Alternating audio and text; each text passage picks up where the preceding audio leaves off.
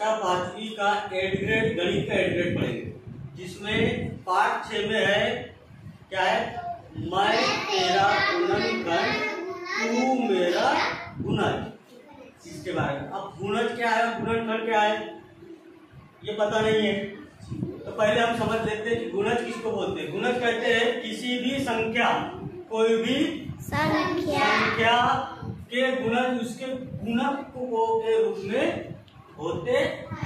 तो गुणज उस संख्या के बराबर या उससे अधिक हो सकते हैं।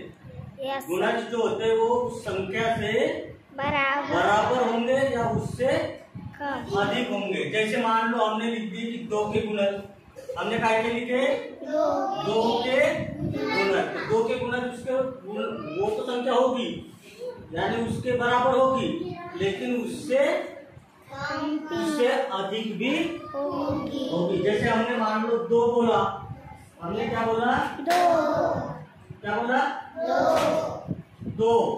तो 2 से अधिक और हो सकती है लेकिन उससे कम नहीं होगी। जैसे 2 है तो 2 के गुणज क्या हो जाएंगे, 2, 4, 6, 8, 10।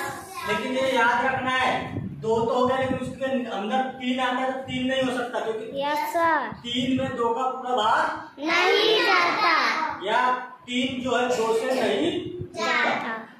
ठीक है। उसी प्रकार हमने अगर 5 लिए, क्या लिए 5, तो 5 का क्या हो जाएगा 5, 10, 15, 20, 25, 30, 35, ऐसी और भी संख्याएं हो सकती है। लेकिन याद रखना कि 5 और 10 के बीच की कोई दूसरी संख्या है तो वो नहीं हो सकती, क्योंकि उसमें 5 का पूरा भाग नहीं जाता। ये हो गए गुणन। हम पढ़ते हैं गुणनखंड। गुणनखंड क्या होती है, गुणनखंड वह संख्या होती है जो 2 या 2 से अधिक संख्याओं का गुणा करने पर, 2 या 2 से अधिक संख्या का गुणा करने पर एक जो गुणनफल होता है, गुणा करेंगे तो गुणनफल मिलेगा। तो गुणनफल जो प्राप्त होता है उस गुणनफल का सभी संख्याएं जो होती है उनका गुणा किया जा सकता है, उसको क्या कहते हैं गुणनखंड। जैसे हम अगर देख ले किसी एक संख्या के बारे में देख ले, हमने मान लो 10 के गुणनखंड निकालना है, तो गुणनखंड 60 में हम समझ लो गुणनखंड मतलब गुणज के खंड खंड करना, छोटा छोटा करना, टुकड़े टुकड़े करना, वो हो गया गुणनखंड। जैसे हमने मान लो कि हमारे पास बड़ी से बड़ी संख्या मान लो हम ले ली हमने अभी 10, अभी हम ज्यादा भी बड़ी नहीं ले रहे हैं, अभी फिलहाल में छोटी संख्या ले रहे थे 10। 10 के छोटे छोटे टुकड़े करेंगे। तो 10 सबसे पहले कैसे टूट जाएगा, 1 के पहाड़े में 10 आता है, 1 से भी टूटेगा, टूटेगा 2 का भाग देके देखते हैं, उसके बाद 2 के पहाड़े में भी आता है, 2 पंचे 10, 2 से भी टूट गया। 3 का भाग देके देखते हैं, 3 का पहाड़े में आता है क्या 10, तो 3 से नहीं टूटेगा, 4 से भी नहीं टूटेगा, 5 से टूट जाएगा, है ना, 5 1 5, 5 दूनी। उसके बाद और भी टूट सकता है 10, और किससे टूट सकता है 10, तो 10 से भी 10 टूट सकता है, 10 से भी 10 टूट सकता है। 10 कितने बार टूट जाएगा, 10 से 10 बार कितने बार में टूट जाएगा, 1 बार में टूट जाएगा। ये हो गया। अब इसके साथ में अपन और एक बता रहे हैं, ये खेल के रूप में बता रहे हैं। अब काय के बारे में किसके रूप में बताएंगे हम,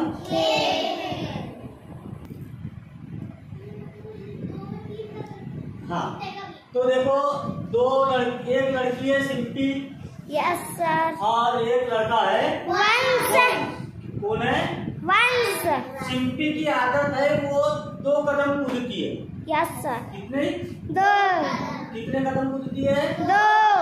तो वो शून्य से कूदेगी, जहाँ पर स्थिर रहेगी, जहाँ खड़े रहते हैं वो शून्य कहलाता है। Yes sir. वहाँ से 2 कदम कूदेगी तो पहले क्या पड़ जाएगी, 2। वहाँ से कूदेगी तो क्या पड़ जाएगी, 4।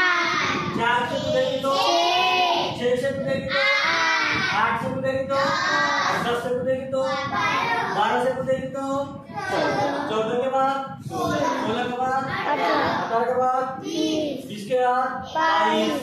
इस प्रकार से वो कूदते कूदते घर पहुंच जाएगी। अब अब वंश देखो, वंश और शिल्पी दोनों एक जगह से कूदना चालू किए थे। Yes sir. और वंश की आदत है 2 कदम के जगह 3 कदम कूदना, है ना? Yes 2 sir. कदम के अलावा 3 कदम कूदना। किसकी आदत है? तो शून्य से कूदा वंश पहली बार कहाँ कूदा?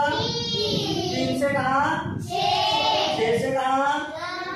9 के बाद 12 के बाद 16 का 15 के बाद 18 के बाद 21 के बाद 23 24 के बाद 27।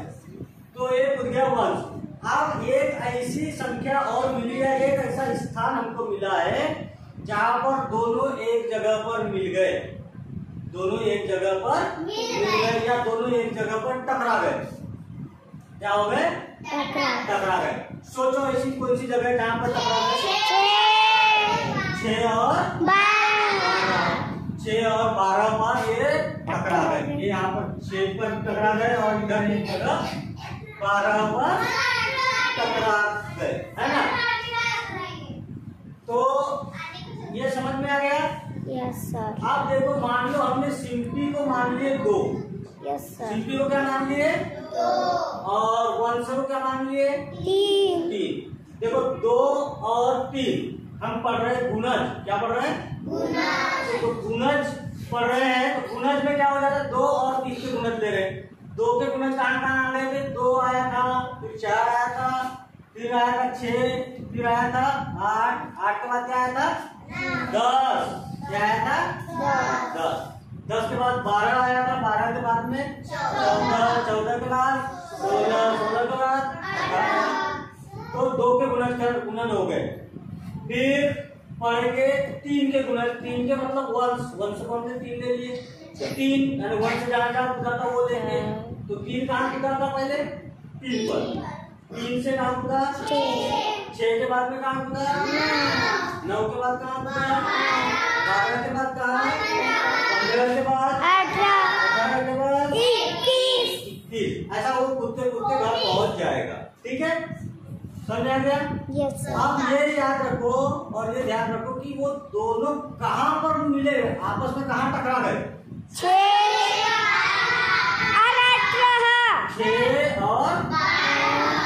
और 12 पर ये आपस में मिल गए, टकरा गए, आपस में मिल गए, एक जगह पर मिल गए। हाँ, तो ये हो गया। Yes sir. यस अब ये जो हमको 6 और 12 जो दोनों के पास में है, 2 के पास में भी है और 3 के पास में भी है। तो जब दोनों के पास में, तो इसको बोलेंगे क्या? ये तो 2 के गुणज हो गए, ये 2 के गुणज हो गए, ये 3 के गुणज हो गए। लेकिन ये जो दोनों के पास में है उसको बोलेंगे हम, क्या बोलेंगे? 2 और 3 के साझा गुणज। कौन से गुणज? साझा गुणज। 2 और 3 के साझा गुणज। तो 2 और 3 के साझा गुणज कौन कौन से है? 6 और 12। 6 और 12 ये हो गए साझा गुणज। हम अगर पढ़े इसके आगे तो गुणनखंड बता के हो गया। गुणनखंड क्या होगा? गुणनखंड वह संख्या होगी जिसके छोटे छोटे टुकड़े कर दिया जा सकता है, छोटे छोटे रूप में लाया जा सकता है। इसको क्या कहेंगे? गुणनखंड। उसको क्या बोलेंगे?